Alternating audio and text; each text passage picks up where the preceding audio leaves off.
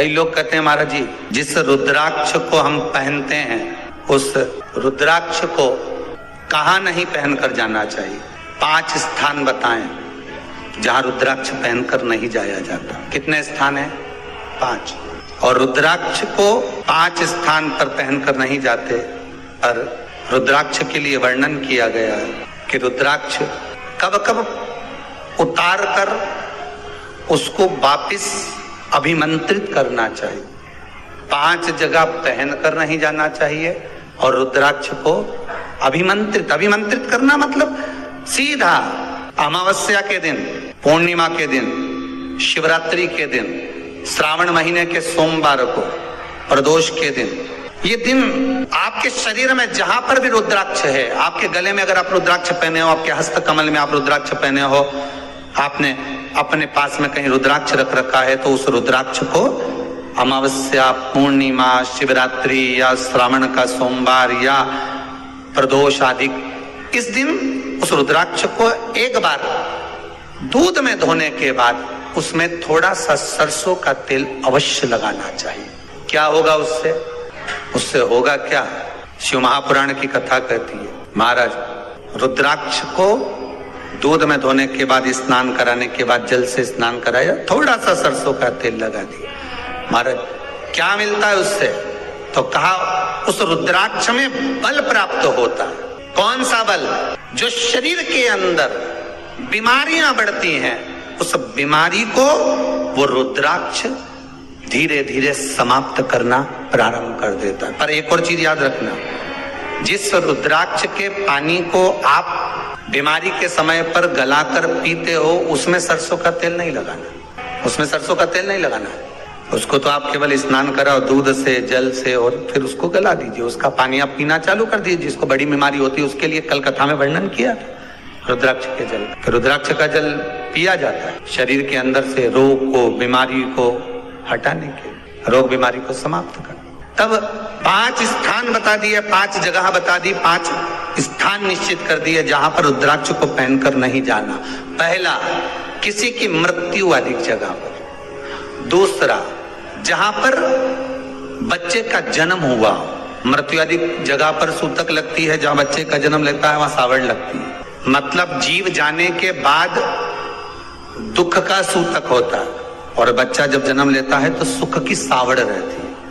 सुख की 2 स्थान। तृतीय स्थान, तीसरा स्थान दिया जहां पर वैश्यावृत्ति होती हो या महाराज मदिरा का पान होता हो, उस स्थान पर रुद्राक्ष को नहीं ले जाया जाता। चौथा स्थान रुद्राक्ष के लिए कहा गया, जिस स्थान पर आपको ज्ञात नहीं है और आपको लगता है कि ये स्थान अज्ञात है, यहाँ पर कई जगह पर कुछ जीवों की हत्या हुई है या किसी जीव को नष्ट किया गया है, उस स्थान पर रुद्राक्ष को नहीं ले जाना चाहिए। 5वां, महाराज आपके रुद्राक्ष का जहां अपमान हो रहा है, अपमान से समझ में आ रही है ना आपको बात? एक आय को ढोंग प्रपंच में पढ़ा है, कौन ने कहा इतने रुद्राक्ष धारण कर ले? कौन ने कहा है? क्यों ढोंग प्रपंच में पढ़ा है?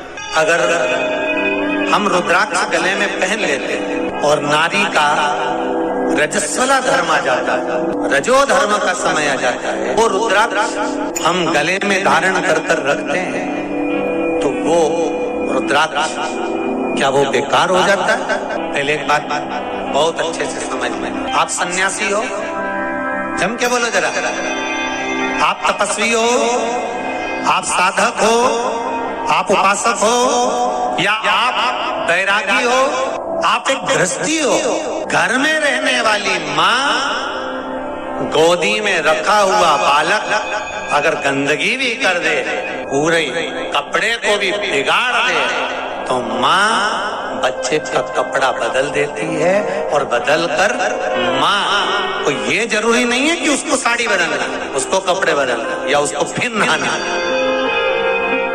बच्चा जब गोदी में होता है तो माँ की गोद में कितनी बार भी गंदगी कर दे, फिर माँ अपने कपड़े बार बार नहीं बदलती, उसी कपड़े से काम करती रहती है, उसी कपड़े से सेवा करती रहती है, उसी कपड़े से भगवान का पूजन भी करेगी तो भगवान स्वीकार करेगा। क्योंकि मातृत्व के लिए, माँ के लिए, नारी के लिए छोड़ दिया गया है कि तुम पर हाँ, आप अगर पूजन करने बैठ रही हो तो आपको ये 7 दिन पूजन नहीं करना। पर रुद्राक्ष अगर आप पहन रहे हो, रुद्राक्ष अगर आप धारण कर रहे हो और अपने जीवन की सार्थकता के लिए स्वीकार कर रहे हो, जैसे तुलसी की माला और रुद्राक्ष की माला गले में पड़ी रहती है, तो ये कंपनी का ट्रेडमार्क होता है कि तुम कौन सी ब्रांड के हो। ये कंपनी का ट्रेडमार्क है। तुलसी की माला पहनकर प्राण छूट गए तो वैकुंठ चले गए, और रुद्राक्ष की माला पहनकर प्राण छूट गए तो कैलाश धाम चले गए। ये कंपनी का ट्रेडमार्क। छोटे रुद्राक्ष की माला, छोटा जो रुद्राक्ष होता है उसकी माला, कैंसर का जो मरीज होता है, अगर वो फर्स्ट स्टेज का कैंसर भी है, छोटे रुद्राक्ष अगर अच्छे हैं, 3 मुखी से लेकर 5 मुखी, 7 मुखी, 9 मुखी, 11 मुखी छोटा रुद्राक्ष मिल जाए, उसकी माला अगर पानी में डाल दी जाए और उस पानी को वो मन का ही डाल दो, उसी का पानी थोड़ा थोड़ा कैंसर के मरीज को सुबह दोपहर शाम श्री शिवाय नमस्तुभ्यम का जाप कर कर, पंचाक्षर ओम नमः शिवाय का जाप कर कर, शंकर शिव का नाम लेकर, महाकाल बाबा का नाम लेकर, विश्वेश्वर विश्वनाथ का नाम लेकर, केदारेश्वर का नाम लेकर, 12 ज्योतिर्लिंग का स्मरण कर कर अगर वो आचमन करना प्रारंभ कर दे तो कैंसर रोग में भी आराम मिलना प्रारंभ। केवल आचमन ही नहीं करना है,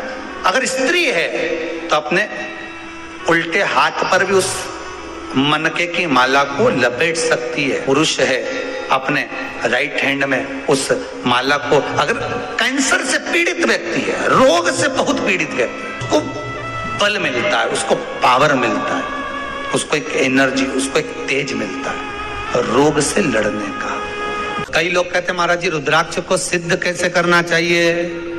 तो शिव महापुराण में एक ही उपाय लिखा है, 108 बेलपत्र पर शंकर का नाम लिखकर समर्पित कर दो, या लाल चंदन चढ़ाकर समर्पित कर दो रुद्राक्ष के ऊपर, या उस रुद्राक्ष को आप अभिषेक में समर्पित कर, या उस रुद्राक्ष को सरसों के तेल में रखकर उसको फिर समर्पित शिव जी को कर। रुद्राक्ष को निकाला, शंकर जी के ऊपर रखा, शिव जी के चरणों में रखा, अभिषेक किया, उसको धारण किया। सिद्ध कैसे करना है?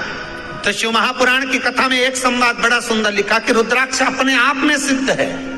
मुंबई में एक मेडिकल रिसर्च सेंटर में इस रुद्राक्ष के पानी का रिसर्च किया जा रहा है। आप लोग निकालना कभी, आप लोग तो उसमें निकलेगा आपको, उसका सेंटर का नाम दिया